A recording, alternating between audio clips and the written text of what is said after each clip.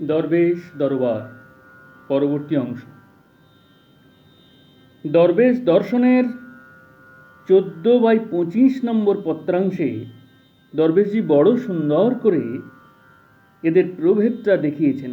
বলেছেন, হাতের কাছে যে কাজ আসে তাই কর্ম, খোঁজ লইয়া চেষ্টা করিয়া যে কাজে যাইতে হয় তাহাই অকর্ম। সৎকর্ম অনেক সময় বন্ধনের কারণ হয়, তখনই উহা অকর্মের পর্যায়ে পড়ে।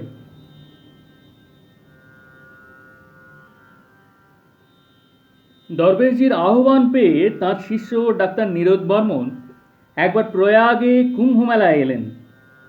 একদিন সকালে দরবেশজি শুনলেন কে যেন তাঁবুর বাইরে থেকে ডাক্তারবাবু, ডাক্তারবাবু বলে ডাকছে। কাকে ডাকছে জিজ্ঞেস করায় নীরদ জানালেন যে তাঁর কাছে ওষুধ নিতে এসেছে মেলায় আগত একজন তীর্থযাত্রী। দরবেশজি মন্তব্য করলেন, এখানেও তোমার ডাক্তারি সঙ্গে করে নিয়ে এসেছো? নীরদ দরবেশজির বিরক্তি দেখে একটু অবাক হলেন। তিনি ডাক্তার, যদি মেলায় তাঁর সেবা দিয়ে কারোর উপকার করতে পারেন সে তো ভালো কাজ, সৎ কাজ। এ নিয়ে যে আপত্তি উঠতে পারে তাঁর সে ধারণাই ছিল না। দরবেশজি বেশ পরিষ্কার করে কর্ম ও অকর্মের পার্থক্য বুঝিয়ে দিতে গিয়ে বললেন, ধরো তুমি পথে যেতে যেতে দেখলে একটি ছেলে রাস্তার পাশে পুকুরে পড়ে ডুবে যাচ্ছে, আর বেশ কজন লোক ছেলেটিকে বাঁচাতে পুকুরে ঝাঁপিয়ে পড়েছে। সেখানে তুমিও যদি আবেগের বশে পুকুরে ঝাঁপ দিতে যাও তবে সেটা হবে অকর্ম, কারণ তোমার আগেই ছেলেটিকে বাঁচাতে যা করার দরকার অন্যে তা করেছে। তোমার সাহায্য ওখানে নিষ্প্রয়োজন। কিন্তু যদি দেখো ছেলেটিকে বাঁচাতে আশেপাশে আর কেউ নেই, সেখানে তোমার কর্তব্য হলো তক্ষুনি জলে ঝাঁপিয়ে পড়া। এটাই তখন তোমার কর্ম। এ স্থলে কর্মে অবহেলা করাই হবে অধর্ম। দরবেশ দর্শনের 14/38 নম্বর পত্রাংশে দরবেশজি তাই বলছেন, সীমা ছাড়াইয়া অতিরিক্ত উৎসাহ কর্মীর হইতে পারে, কিন্তু কর্মযোগীর নয়। আবার 14/34 নম্বর পত্রাংশে এই উপদেশেরই পুনরাবৃত্তি করছেন, যাহারা শরীরকে গ্রাহ্য না করিয়া কর্মের মধ্যে ঝাঁপাইয়া পড়ে তাহাদের কর্ম শুধু কর্মই, উহা বন্ধনের কারণ হয়। জ্ঞান পথ যোগ পথের মতো যে কর্ম মুখ্য আনিয়া দেয়, এই কর্ম সেই কর্ম নহে। যাই হোক, গোসাইজির কথা শুনে কিরণের মনে হলো যে গোসাই বুঝি তাকে চিরকালের মতো সংসারের হাতে সঁপে দিচ্ছেন। তার মধুময় সঙ্গ আর কিরণের জীবনে বুঝি ঘটে উঠবে না। তাই তিনি বললেন, আমার বহুতর কর্মভোগ আছে তা জানি, কিন্তু প্রাণে একটা আকাঙ্ক্ষা হয় যে যতদিন আপনি দেহে থাকেন ততদিন কাছে কাছে থাকি। এরপর আমার অদৃষ্টে যে কর্মভোগ আছে তা সব আনন্দের সঙ্গে ভোগ করব। আর এখনই যদি সংসারে জড়িয়ে পড়ি তবে আমার কর্ম শেষ হতে না হতে আপনি হয়তো চলে যাবেন। এই প্রসঙ্গেই কিরণকে গোসাইজি বলেছিলেন যে এক বাড়িতে বাস করাই সঙ্গ নয়। অন্যত্র সে বিষয়ে উল্লেখ করা হয়েছে। এত মিনতিতেও গোসাই কিরণকে পুরী যাবার অনুমতি দিলেন না। বললেন, আচ্ছা এখন বাড়ি যাও, মা বড় ব্যস্ত হয়েছেন। কিরণ 18ই ফাল্গুন কলকাতা ছেড়ে 19-এ বাড়ি পৌঁছালেন। তাঁর পুরী যাওয়া হলো না বলে তাঁর গুরু ভাইয়েরা অনেক দুঃখ প্রকাশ করলেন, কিন্তু কিরণের নিজের যেন আর কোনো আশাভঙ্গের বেদনা রইল না।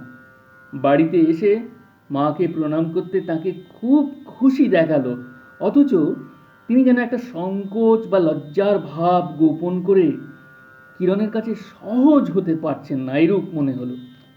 কিরণ জিজ্ঞেস করলেন, মা তুমি অমন করছো কেন, কি হয়েছে? কিরণের মা বললেন, বাবা আমি একটা বড় অন্যায় করে ফেলেছি। তুমি গোসাইয়ের সঙ্গে পুরী যাচ্ছ শুনে আমার বড় ভয় হয়েছিল। আমি তো পুরী গিয়েছি, সে বড় ভয়ানক রাস্তা। তোর বাবা সব তীর্থ সেরে শেষটায় তোর দাদার উপর সংসারের ভার দিয়ে তবে আমাদের নিয়ে পুরী গেছিলেন। কি জানি আর যদি ফিরে আসতে না পারেন। এমন কঠিন রাস্তায় ছেলে মানুষ তোকে পাঠাতে আমার বড় ভয় হলো। তাই আমি গোসাইয়ের কাছে চিঠি দিয়েছিলাম যাতে তোকে সঙ্গে করে না নেন। তাই তিনি তোকে বাড়ি পাঠিয়ে দিয়েছেন। আমার জন্যই তোর পুরী যাওয়া হলো না। মা যখন কথা বলছিলেন তখন কিরণদের বাড়ির এক গোমস্তা কাছে দাঁড়িয়েছিল। এই গোমস্তাই মায়ের হয়ে গোসাইকে চিঠিটা লিখে দিয়েছিল। মায়ের কথা শুনে গোমস্তা বললে, না কর্তামা, সে চিঠি পেয়ে তো ছোটবাবু বাড়ি আসেননি। সে চিঠি পরশু দিনের আগের রাত্রে লিখেছি আর পরশু দিন ডাকে দিয়েছি। পরশু দিন কলকাতা থেকে রওনা না হলে বাবু আজ বাড়ি এলেন কি করে? চিঠিটা হয়তো আজ কি কাল কলকাতা পৌঁছাবে। গোমস্তার কথা শুনে কিরণ অবাক হয়ে গেলেন। খালিয়ার বাড়িতে যে রাতে তার মা গোসাইজিকে উদ্দেশ্য করে চিঠি লেখাচ্ছেন, ঠিক সে সময়ই গোসাই কলকাতা বসে মায়ের ব্যস্ততার কথা বলে কিরণকে বাড়ি যেতে ব্যবস্থা দিচ্ছিলেন। সমস্ত পরিস্থিতিটা বুঝতে পেরে কিরণের মা কেঁদে ফেললেন। বললেন, গোসাই এমন সর্বজ্ঞ দয়াল যে আমার দুঃখ বুঝতে পেরে এমনই তোকে পাঠিয়ে দিলেন। এমন মহাপুরুষের আশ্রয় তুই পেয়েছিস, আমার আর কোনো ভাবনা নেই। তুই তার কাছে গিয়েই থাক। মায়ের কথা শুনে কিরণ বড় আনন্দ পেলেন।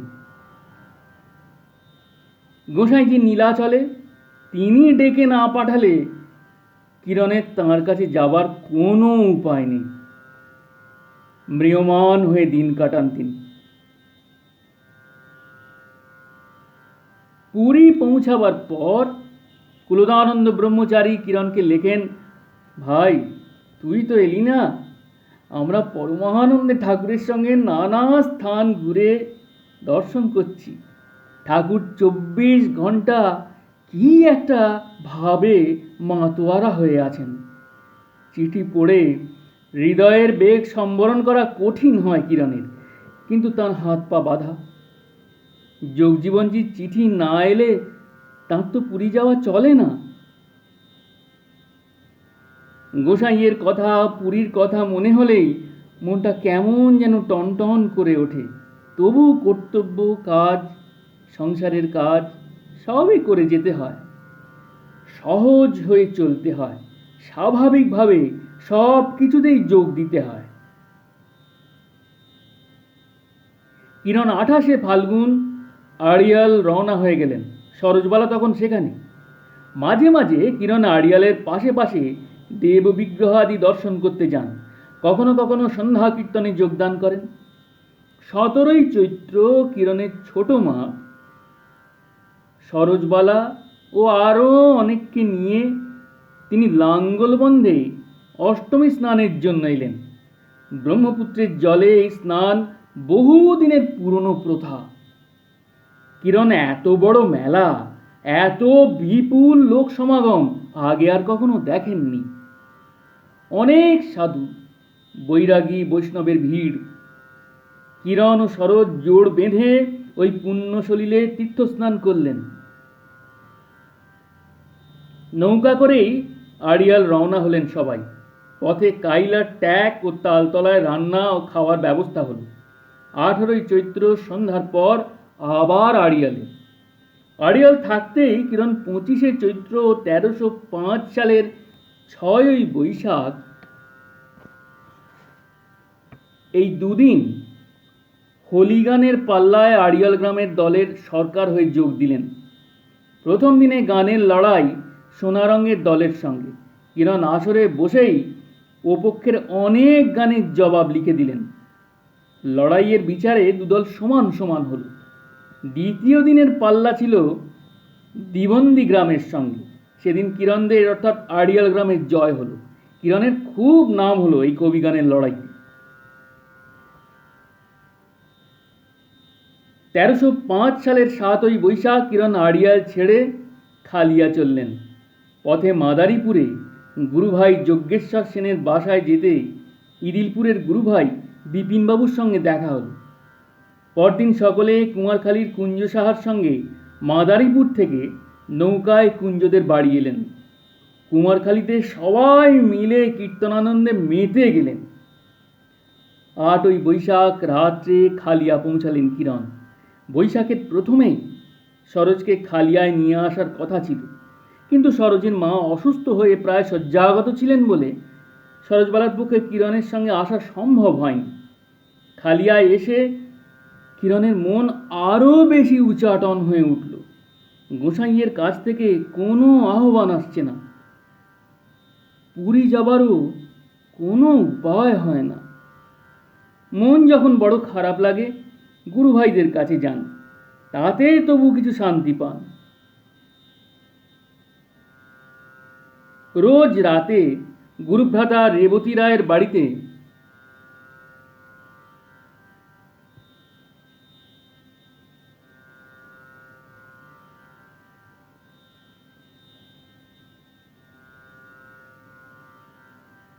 সমবেত সাধনের আসর বসে।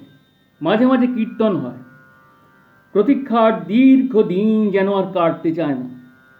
এরই মধ্যে একদিন রাত্রে সাধন বৈঠক থেকে ফেরার পথে গোপাল ঠাকুরের মঠের শিবলিঙ্গ জড়ানো অবস্থায় একটি সাপ দেখতে পেলেন।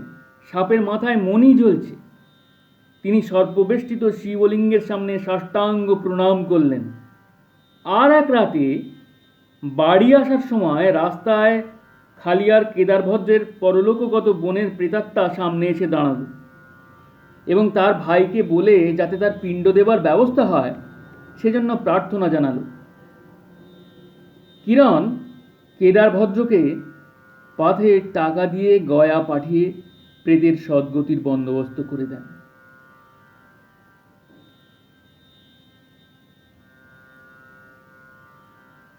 बोलिए सदगुरु भगवान की जय। जननी जोग माया देवी ठाकुरानी की जय। श्री श्री दरवेश जी महाराज जी की जय। श्री श्री सरजवाला देवी ठाकुरानी जी की जय। स्वामी अस्मानंद सरस्वती महाराज जी की जय। श्री श्री माता शैलबाला देवी ठाकुरानी जी की जय। श्री श्री गुरु जी महाराज जी की जय। प्रेम से बोलिए दयाल गुरु जी महाराज जी की जय। श्री श्री गुरु माता ठाकुरानी जी की जय। अपने अपने गुरु गोविंद की जय। ओम नमः पार्वतीपतये हर हर महादेव। प्रणाम।